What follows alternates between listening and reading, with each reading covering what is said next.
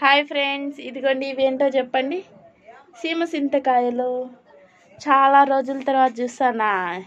అంటే అంతకుముందు ఎక్కడ చూసినా ఉండేటివన్నమాట. చిన్నప్పుడైతే చాలా బాగా తినేవాళ్ళం. కానీ ఇప్పుడైతే ఇప్పుడు తెచ్చింది మా అత్తమ్మ. ఎక్కడ తెచ్చింది తెలియదు కానీ పిల్లలు తింటా అంటే నాకు 2 ఇచ్చారు. ఇదిగోండి పచ్చివైతే కొద్దిగా వగరుగా, పండువైతే కొంచెం గులాబీ రంగులో వస్తాయన్నమాట. తీయగా ఉంటాయి. ఇంక ఇవి ఆరోగ్యానికి చాలా మంచిది ఫ్రెండ్స్. వీటిలో కొవ్వు శాతం తక్కువగా, ఫైబర్ ఎక్కువగా ఉంటాయి. ఇంకా ఈ గింజలు ఉన్నాయి కదా, వీటిలో నుంచి తీసిన నూనె అయితే సబ్బుల తయారీకి ఉపయోగిస్తారు. ఇంకా రోజంతా యాక్టివ్గా ఉండడానికి ఇవైతే చాలా బాగా పనిచేస్తాయి అన్నమాట. ఆరోగ్యానికి చాలా మంచిది. ఎలాంటి వాళ్ళైనా సరే తినచ్చు. వీటిలో అయితే నీటి శాతం కూడా ఎక్కువగా ఉంటుందన్నమాట.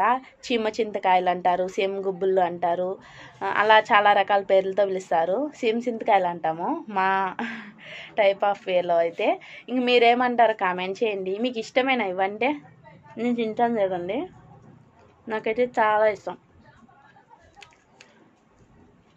చాలా బాగున్నాయి. ఓకే ఫ్రెండ్స్, కామెంట్ చేయండి మీకు ఇష్టమేనా.